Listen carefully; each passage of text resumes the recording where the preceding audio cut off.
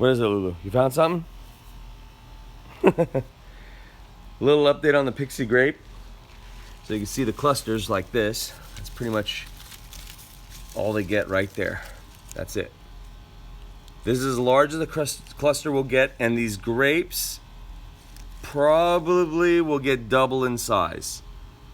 And that's pretty much it. So it produced a lot this year. It's very good. Leaves are about this big. That's the biggest leaf you can get. Very beautiful plant, and there's a peanut in here thanks to a squirrel. And there's some more clusters. Kind of not worth putting in the ground because it's so short. So it's a great container plant. So if you want a great conversational piece in your patio when your friends come, get a Pixie Grape. It's a great addition to your garden. See ya.